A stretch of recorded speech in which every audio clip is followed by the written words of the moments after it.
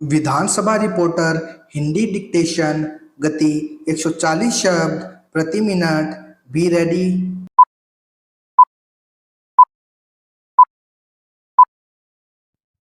Start. सदाचार एक ऐसा विषय है जो हर मनुष्य को जरूर सीखना चाहिए और इसकी उपयोगिता हर उम्र के लोगों को कहीं न कहीं जरूर होती है। एक बच्चे के चरित्र का निर्माण बचपन से ही होने लगता है और उसके चरित्र के निर्माण की सबसे पहले जगह उसका घर होता है।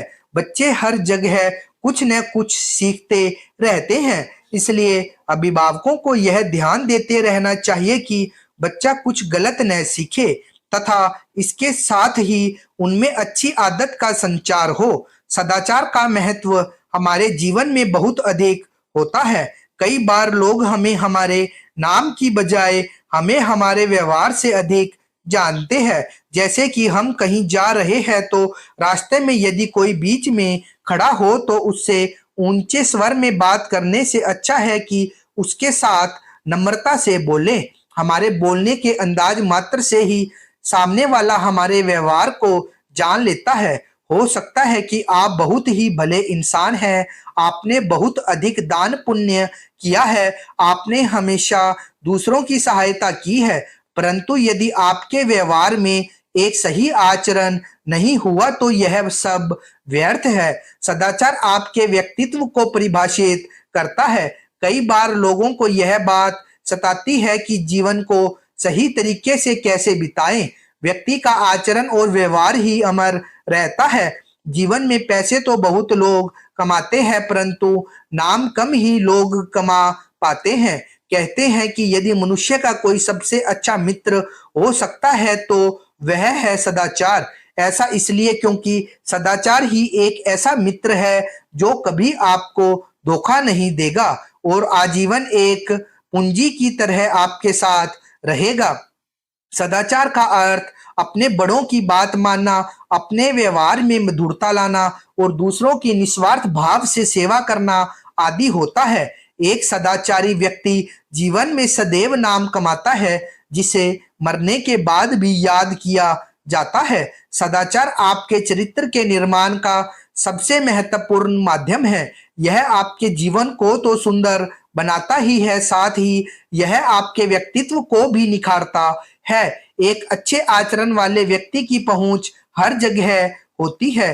कई बार किसी का आचरण कोई ऐसा कार्य करवा देता है जिसकी उम्मीद किसी को नहीं होती। हर किसी को सदाचार अपनाना सीखना चाहिए। एक सदाचारी व्यक्ति सदैव सभी प्रकार के बुरे कर्मों से दूर रहता है और उसका जीवन सदैव सुखी होता है। यह कभी आपके अंदर घमंड नहीं आने देता और व्यक्ति का स्वभाव बेहद निर्मल और शांत हो जाता है। जीवन तो हर कोई जीता है, पर लोगों में भेद का पता किस प्रकार चलता है। लोगों का व्यवहार, बोलने का तरीका, बात करने का तरीका आदि चीजों से उनके स्वभाव का पता चलता है। हम कभी भी किसी ऐसे व्यक्ति को ही याद करते हैं जो सदैव आपकी सहायता करता हो और मधुर वचन बोलता हो। ये सभी गुण व्यक्ति के व्यक्तित्व को और अधिक निखार देते हैं और उसके जीवन में अलंकार की तरह काम करते हैं।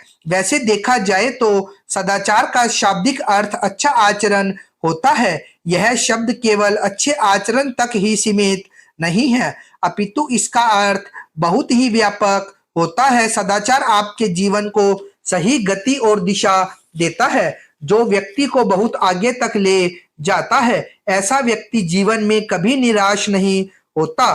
कई बार आपका व्यवहार आपके बिगड़े काम को भी बना देता है। अर्थात हम कह सकते हैं कि सदाचार किसी भी प्रकार से हानिकारक नहीं होता है और हर व्यक्ति को इसे जरूर अपनाना चाहिए।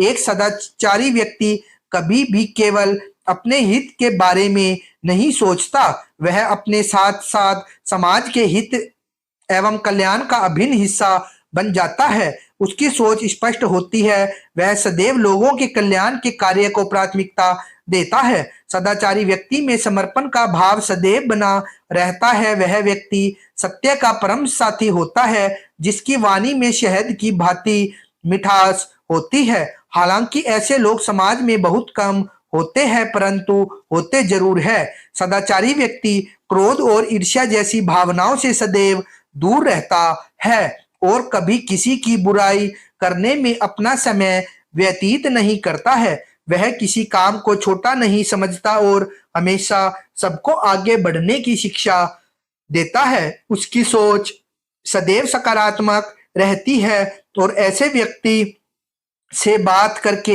हमारा नजरिया भी बदल जाता है। इतने गुणों से धनी व्यक्ति आसानी से नहीं मिलते हैं, इसलिए कोशिश करें कि ऐसे विचारों को आप अपने जीवन में अवश्य लाएं और दूसरों के लिए एक आदर्श बने।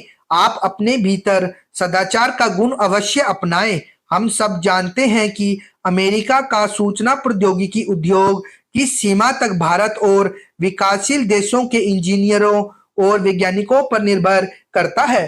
भूमंडलीकरण में केवल वस्तुओं और पूंजी का ही संचालन नहीं होता है, अपितु लोगों का भी संचालन होता है। भूमंडलीकरण के प्रारंभिक रूप में यह कोई नई चीज नहीं है। वर्षों पूर्व पारस्परिक क्रिया और लंबी दूरी तक व्यापार के लिए इस प्रकार की प्रक्रिया को अपनाया गया था।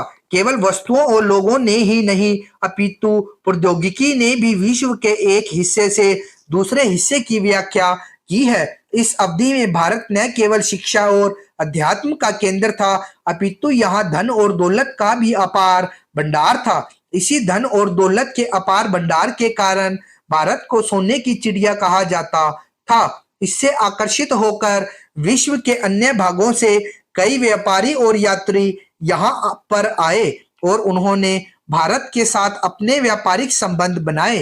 वास्तव में इन्हीं व्यापारियों संबंधों ने भूमंडलीकरण की नींव रखी और आज यह प्रक्रिया विश्व भर में इतनी अधिक प्रचलन में है। आज के भूमंडलीकरण की एक विशेषता प्रतिभाओं का एक देश से दूसरे देश की ओर पलायन होना है।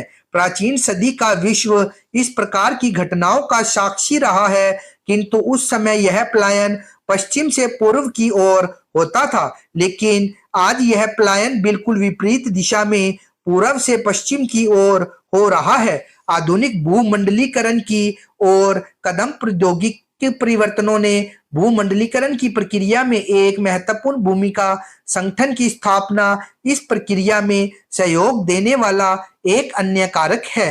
इससे बढ़कर निजी कंपनियों को अपने देश से बाहर बाजार मिलने और उपभोक्तावाद में विश्व के विभिन्न भागों को इस प्रक्रिया के विस्तार के लिए प्रेरित किया है। सामान्य तौर पर वैश्वीकरण का अर्थ संपूर्ण विश्व और समस्त मानवता के बीच आर्थिक तथा सामाजिक और राजनीतिक आदान प्रदान है। यह दो क्षेत्रों पर बल देता है, उदारीकरण और निजीकरण। औद्योगिक और सेवा क्षेत्र की विभिन्न गतिविधियों से संबंधित नियमों में ढील देना और विदेशी कंपनियों को घरेलू क्षेत्र में व्यापारिक और उत्पादक इकाइयां लगाने हेतु प्रोत्साहित करना उदारीकरण कहलाता है। निजीकरण के माध्यम से निजी क्षेत्र की कंपनियों को उन वस्तुओं और सेवाओं के उत्पादन की अनुमति प्रदान की जाती है जिनकी पहले अनुमति नहीं थी। इसमें सरकारी क्षेत्र की कंपनियों की संपत्ति को निजी क्षेत्र के हाथों बेचना भी सम्मिलित है। भूमंडलीकरण के आधुनिक रूपों का प्रारंभ दूसरे विश्व युद्ध से हुआ, परंतु इसकी ओर अधिक ध्यान पिछले कुछ वर्षों में दिया गया है। आधुनिक निजीकरण और उदारीकरण मुख्यतः विकसित देशों के आसपास तक ही सीमित है। विकसित देश में विश्व के प्राकृतिक संसाधनों का मुख्य भाग खर्च करते हैं। इन देशों के लोग विश्व की जनसंख्या में लगभग 20% तक का स्थान रखते हैं, परंतु वे पृथ्वी के प्राकृतिक संसाधनों के 80% से अधिक भाग का उपभोग करते हैं। उनका नवीनतम प्रौद्योगिकी पर नियंत्रण, भूमंडलीकरण कई देशों में सरकार के स्थान पर बहुराष्ट्रीय कंपनियों को मुख्य भूमिका निभाने की छूट देता है। उनके पास संसाधन और प्रौद्योगिकी है और उनकी गतिविधियों को सरकार का सहयोग उपलब्ध है। कई बहुराष्ट्रीय कंपनियां अपने कारखानों को एक देश से दूसरे देश में ले जाती है। स्टॉप।